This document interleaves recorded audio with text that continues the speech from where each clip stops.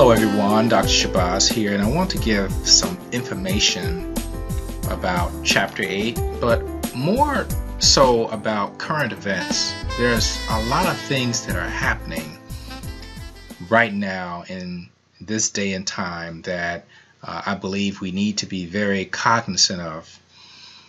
We have been talking about globalization. We've been talking about a number of issues as it pertains to products flowing in and out of countries. We did a case on Vietnam that talked about sourcing issues and quality requirements. We saw a video on Ghana and their challenges in terms of import exports and the barriers that constrict their trade, not to mention external competition that threaten to drive them out of business. So you have a lot of these issues that are becoming very, very important now as the balance of power is shifting. Not only is the balance of power shifting, the attitude towards globalization is also changing. Countries from administration to administration may have a different take on whether they want to open up their borders or close their borders. At this time, we see that Trump is becoming more of a protectionist. He is closing his borders, and I'm not talking about just immigration. I'm talking about in terms of trade. There was an article in today's New York Times that was titled, or that is titled, "It's an Odd Time to Fight Globalization." There was also the same exact article appears online under a different name. So this is the same article, but it's titled "Globalization's Backlash is Here at Just the Wrong Time." So here it's talking about how things are shaping, how trade is changing, the world is getting smaller, people are sourcing products from abroad, people are also hiring services from abroad, which includes more people using social media platforms to connect with people in other countries, companies relying on freelance labor located around the globe, and small enterprises doing business with partners around the world through the internet. It just so happens that last year when I published a book, I considered having a Chinese company print my book because it was a very reasonable price, and I had already seen an example of their work. But by the time I calculated the taxes involved and calculated the insurance and the port fees and the customs fees, the margin that I would have gained in terms of the savings on the printing was all but absorbed by all these fees. And so I decided to print it locally. And I don't have any regrets in doing that. But as you know, there's been a pushback in terms of this idea of outsourcing or moving your production overseas. And the trend now is to bring manufacturing back. Apple Computers has said that they were going to bring X amount of jobs back, manufacturing jobs back. And this article also makes mention that the MIT economist David Alter made a statement about how we're returning back to more labor-intensive products. And he says that we're returning to a world where less technologically complex and more labor-intensive products are being made in the United States. I think we should be girding ourselves for the real challenge, which is struggles over intellectual property and frontier industries. So President Trump wants to appeal to many of those industries that are an integral part of the manufacturing industry, which is why he assessed tariffs on steel and aluminum. So here was an article out of the Washington Post that talks about his assessment of tariffs on aluminum and steel. And this was very big news because many of the trading partners that would be affected by this policy were allies. And in fact, China was also affected, but they only export 2% of their steel to the United States, so they would not be as much affected as the American allies.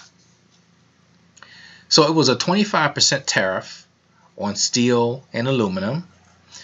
And here are some comments that stated that some executives were thrilled and say they may start hiring for $60,000 a year jobs as soon as Trump signs the paperwork. On the other hand, you have some who state that they're about to bleed and may cut jobs as a result. One of the issues of trade is if you raise tariffs, you create distortions in the market. And you also affect the domestic economy, because in this case, if you have these $60,000 a year jobs, then you have to perhaps those are relatively high paying jobs. And if you're hiring these workers, then typically you have to pass the cost on somewhere. And that may end up being an increase in prices of consumer goods that use steel and aluminum. So there's a cause and effect. And it's not just as simple as saying we're going to raise tariffs and that's it. We're going to hurt those who are trying to dump these resources into our economy and undercut our producers. No, it has a massive, it could have a potentially massive effect on the economy. Now, what happened was that there was obviously pushback. I want to play a video that talked about China. China has threatened to retaliate on the U.S. Products that come into China by hitting them with a tariff. I believe they were mentioning soybeans. But what I'll do is I'll just play this clip and give you an idea of what the issues are. It is the largest deficit of any country in the history of our world. It's out of control. With that, Donald Trump took his first major action specifically against China on trade. The president authorized some $60 billion worth of tariffs on Chinese imports to the U.S. after a 7-month investigation into alleged Chinese theft of American intellectual property. Though we don't exactly know which of its products will be hit with a new tax, China has already vowed to not take the hit lying down. Case in point, Beijing just responded to U.S. tariffs on steel and aluminum products that Trump announced earlier this month by threatening to levy new taxes on American imports here worth $3 billion on everything from fruits and nuts to steel pipes. All this talk of tit for tat is making American industries nervous. Start with the simple soybean. The U.S. is the world's top soybean exporter, and China is its biggest buyer by far. Billions and billions of dollars worth was unloaded at ports like this one last year. And American farmers are well positioned to take advantage of that growth. The U.S. Soybean Export Council expects U.S. exports of soybeans to keep rising for at least the next 20 years. And it's not just farmers reaping the benefits. Your diner and your doctors and your and other companies. But already, officials and Chinese state media have singled out soybeans as a potential top target in Beijing's retaliation against these U.S. tariffs. They know that if you look at President Trump's election and where those votes came from, a lot of them came from the Midwest and states that are very large in soybean production. Kirk Leeds is visiting China with an agricultural delegation from one such U.S. state, Iowa. The rhetoric, as you begin to perhaps pick winners and losers in trade relations and negotiations, that American farmers will, unfortunately, might be the ones that will pay the price for other industries. Restrictions on market access could devastate U.S. industry, and it's not just soy. Other industries and companies could be government targets too. Think Apple, or Boeing, or Cisco, pawns in a potential trade war with lots of influence back home. A recent survey shows the majority of U.S. companies in China think trade between both countries isn't fair. They want things to change, but nobody wants a trade war. To achieve both, any new U.S. policies will have to walk a fine line, as thin as a flake of soybean. Matt Rivers, CNN, Qinhuangdao, China. So what you had there was a situation where Trump has decided to level the playing field by erecting protectionist barriers in the way of tariffs, whereas China is talking about raising tariffs on soybeans, which would be potentially devastating to soybean farmers. So this issue of tariffs and protectionism is indeed very important, because what ultimately happens is that if you restrict trade, as I mentioned, you create these inefficiencies and friction in the market. So you have all these wide-reaching effects when you talk about tariffs, and you talk about even some of the non-tariff barriers that we mentioned.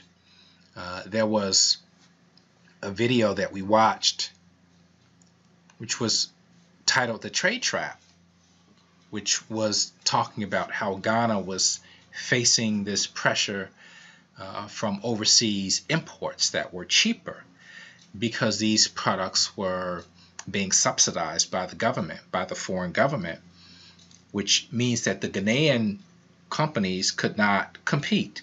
And so they had to also play that game to ensure that they were able to sell their products. One of the ways that companies are able to fight back, a country like Ghana is not able to do this as easily, but there's something called countervailing duties. So on page 257, that offsets the effect of subsidies. Say, for example, if America is subsidizing their products, that means the manufacturer has an advantage, because that is a portion of their production that they don't have to worry about, and so they can undercut the foreign competition. What those governments can do that are affected is they can raise tariffs to offset the effect of the subsidies that are given by those foreign countries to their manufacturers. So you're trying to offset subsidies that foreign countries are giving their manufacturers to have a cheaper cost of production, and thus being able to price below the market. So though there are all these different tactics that can be used. I might add, and I would be remiss if I didn't add, that days later, well, actually this article is March 6th, and on March the 22nd, this is out of CNBC, Trump will exempt EU, other allies from steel and aluminum tariffs. That was the U.S. trade representative, who 2 weeks later actually moved back from the tariffs that they were assessing on many of those countries who were affected. China is still a subject of that tariff, and they have not been exempted, but all these other countries have been exempted after there were a lot of complaints about what that would do to trade policy and what it would do to future relations as it concerned trade. So yeah, it's really a very critical time here when you talk about globalization and the changes of globalization, the changes in the balance of power, and all the things that we're facing now as a nation in transition. And I mean a transition from being this sole superpower to a world where you have competing nations, including China, and not to mention the European Union and Japan and other nations that are rising and trying to compete. And in fact, this change in the balance of power has caused some of the decisions that you see in President Trump in terms of the tariffs, in terms of renegotiating trade agreements with NAFTA, withdrawing from the TPP, the Trans-Pacific Partnership, the pullout of the UK from Brexit. All of these issues are showing that there's a change in the balance of power in the world, and it is something that we also need to pay close attention to because we are directly affected. As I pointed out, these jobs that are supposed to be brought back to the U.S. are the kind of the low-skilled jobs, the manufacturing jobs. Those other jobs, the ones that you'll be competing for, the white-collar jobs and the ones that require intellectual capital, those are being outsourced.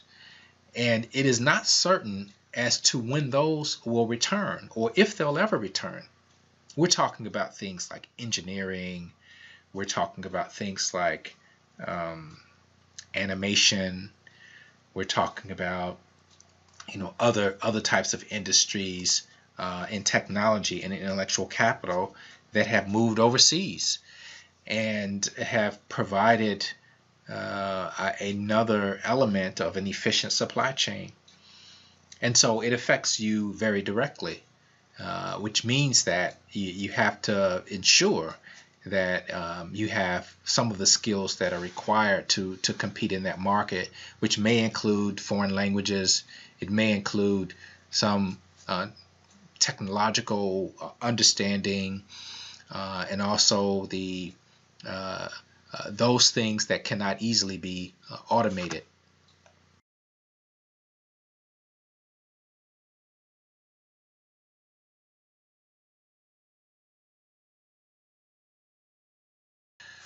Okay, so I'm going to go through a few things here, and we've already talked about some aspects of import-export.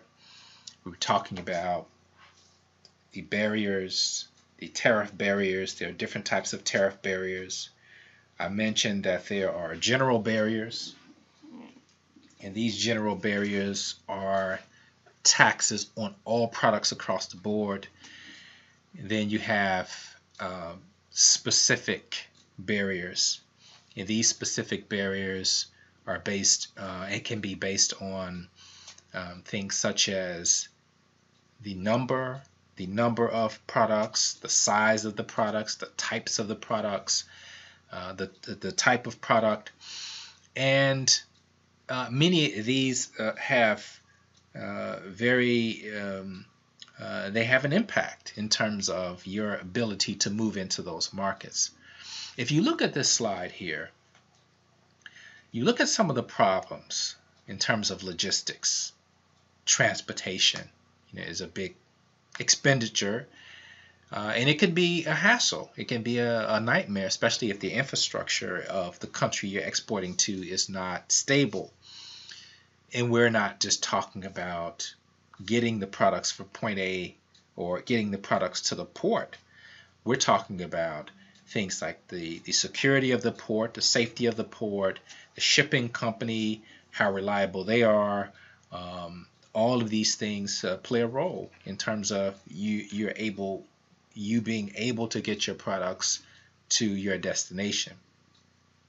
Documentation. How do you handle the distribution with your supply chain? Packaging. Would there be any special considerations for packaging? Will you need to have a refrigerated cargo? Will you need to protect from bacteria or mold or moisture or dryness? All of these things have to be considered in terms of the way you package your products. Of course, insurance and legal procedures are very important. Dealing with government red tape, trying to get into a foreign market and having to fill out a lot of paperwork.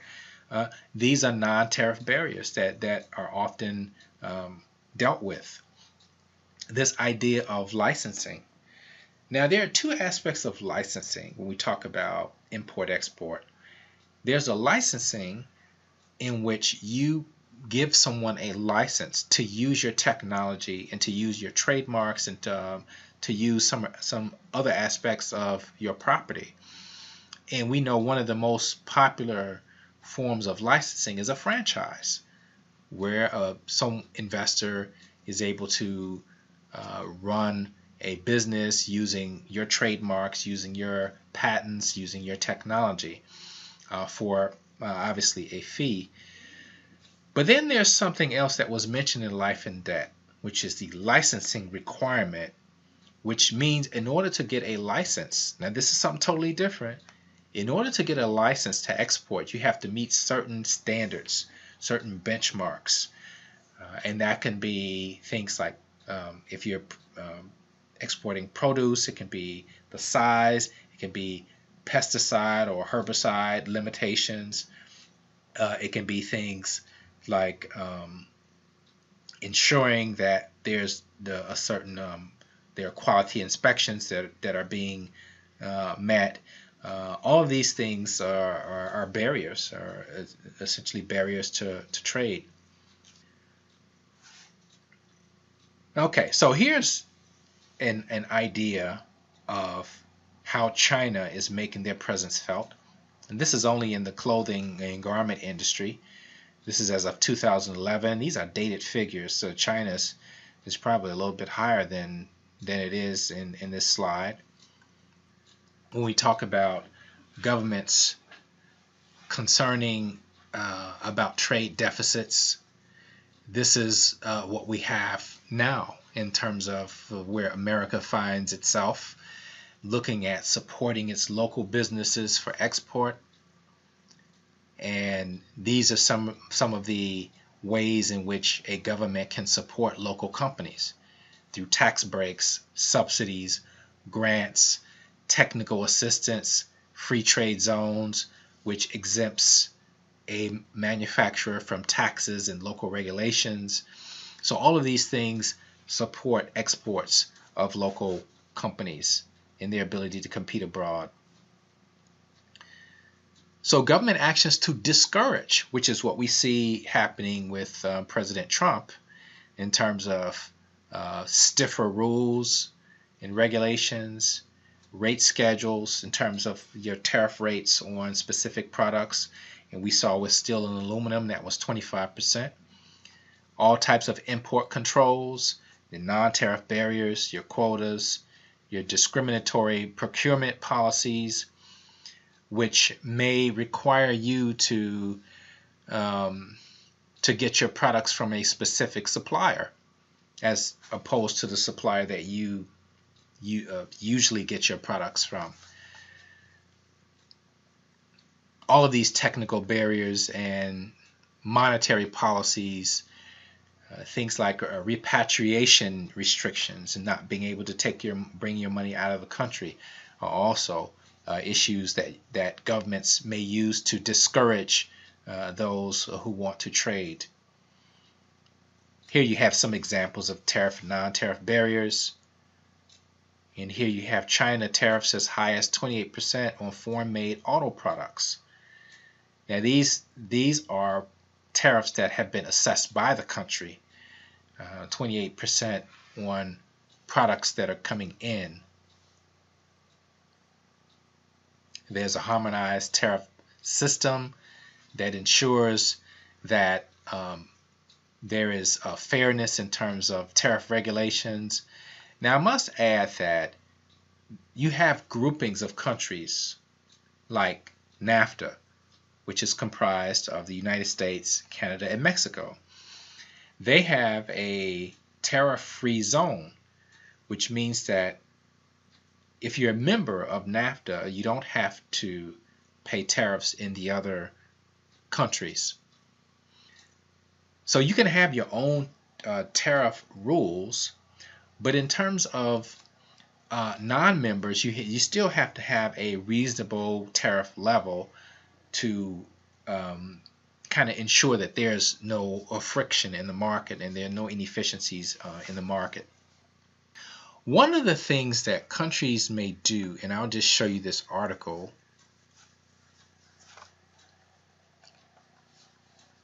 And as I'll close out, Ghana and Cote d'Ivoire represent the two largest cocoa producers, and they have decided to develop a uniform policy on cocoa pricing. And what this does is it protects these countries from the divide and conquer rule. You play one against the other. You negotiate hard with one, it undercuts the other. So what they've decided to do is come up with a uniform policy, kind of similar to a customs union, where you have a common external tariff policy, ensuring that those who are importing your products don't play one against the other. If you have cocoa producers, they all produce the same cocoa, and a way to protect the integrity of the market is to have a customs union such that countries can't be exploited. One country can't be exploited and others benefit at the expense of those exploited countries.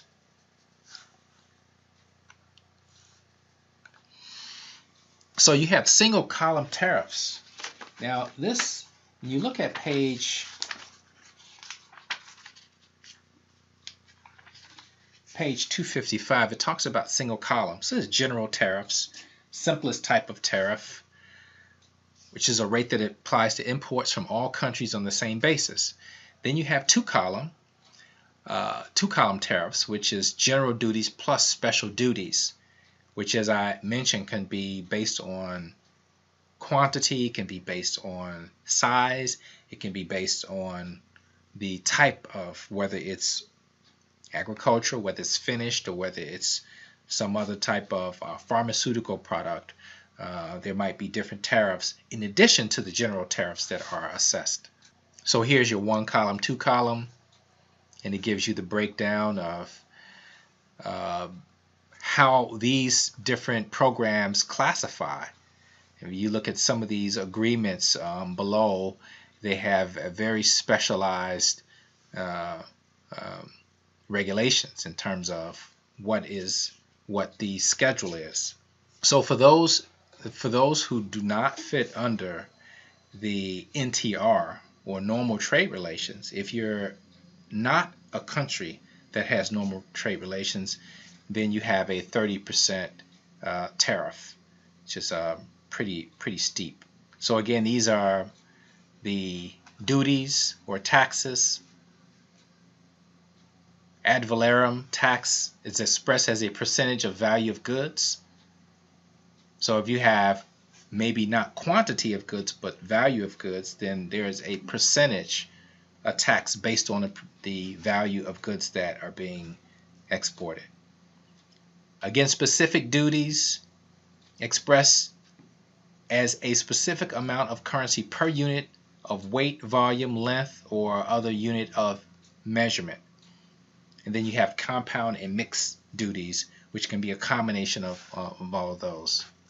So in class, I was talking about these ways to get your product from point A to point B.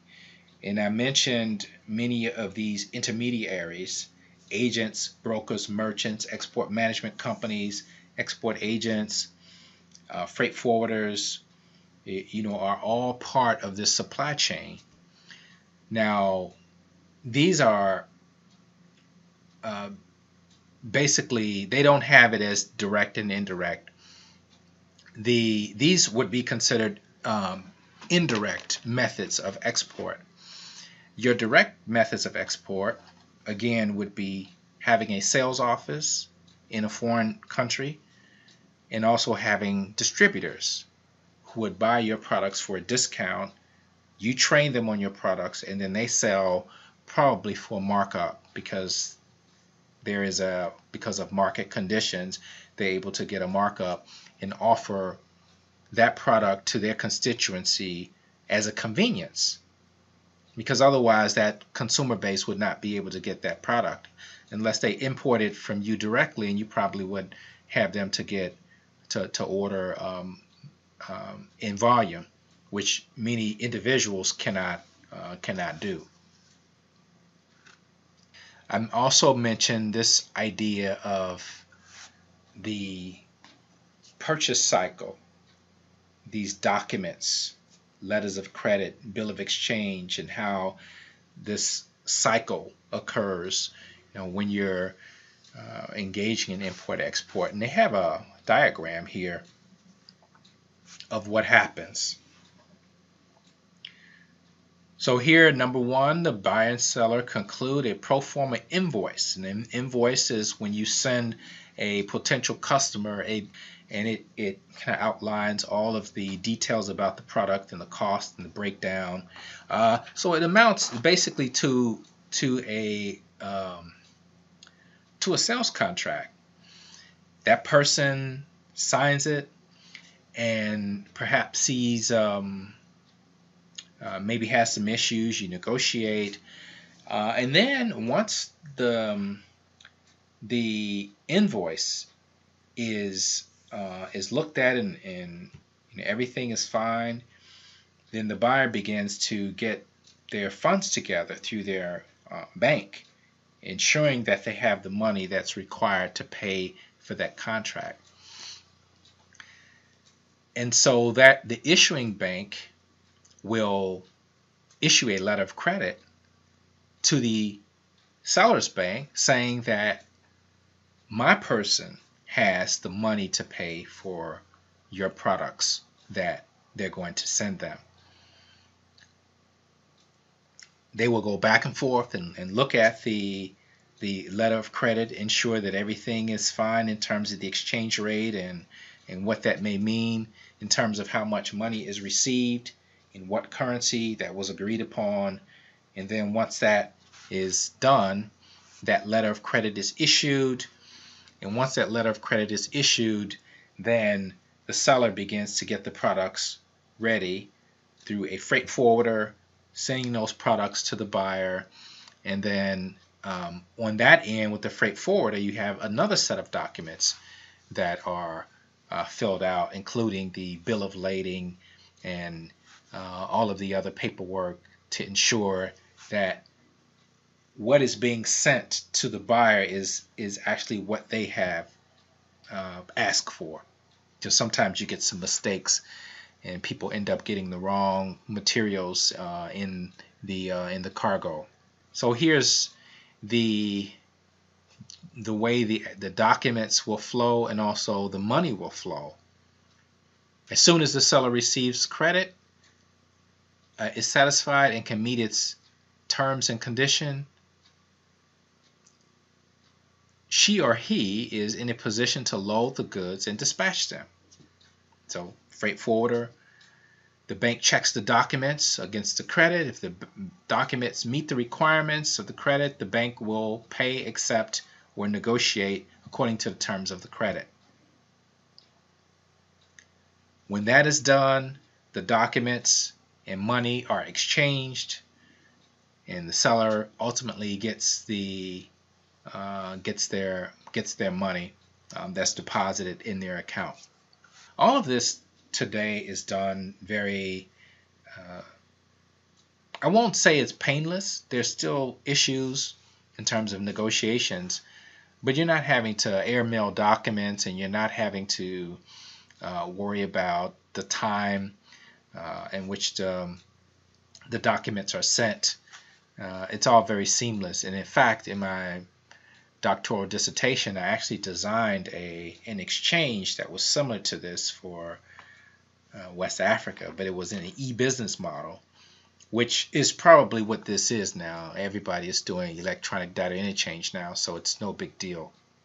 We did a case about sourcing in Vietnam, getting your products or getting your supplies from another entity and ensuring that they meet certain requirements and certain benchmarks.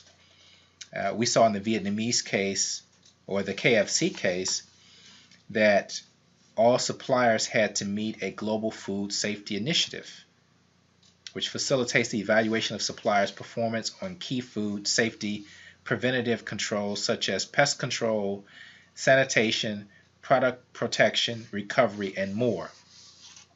So again, these are standards that are put in place to ensure that the suppliers meet certain benchmarks. Global outsourcing or offshoring refers to, as I had mentioned earlier, companies making their products abroad because of cheaper labor costs. And then call centers we know of today as those companies who actually have large companies overseas that may handle customer service or orders or other types of technical assistance, phone support, technical support. I actually visited a call center in the Philippines, and they had a major client, American client, which I'm not at liberty to say which client it was, but they had a major order, and these Filipinos were answering the calls, the technical support calls of American subscribers. And they actually allowed us to listen in on their calls. And it was just very interesting that I'm in the Philippines and I'm listening to them talking to someone in Indiana or Idaho or California or Florida. It was just a very weird feeling. And we do know this because of our own experience, that we deal with people in tech support from other countries.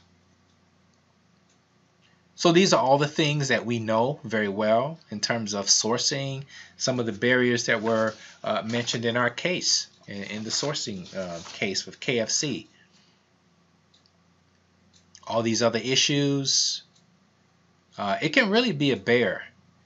Foreign exchange rates, and we didn't really mention that, but foreign exchange rates are important because with foreign exchange, in the payment of contracts, there's always a lapse of time. And based upon when you are scheduled to pay for that product, will determine how much you're actually paying.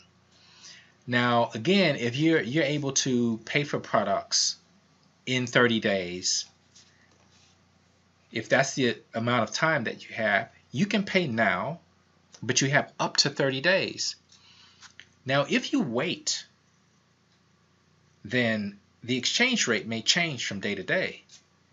And let's say if your currency depreciates, that means that the amount of money you need to fulfill that contract increases, and thus you owe more. So you have these foreign exposure issues, is what they're called, foreign exchange exposure.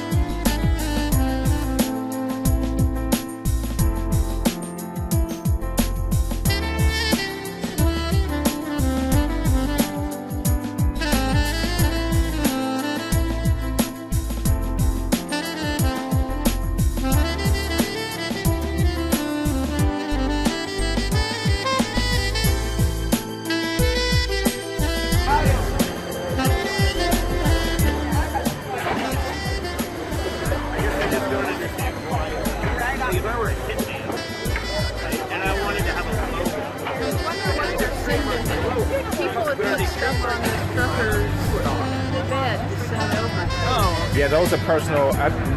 Those might be those men behind it. Yeah.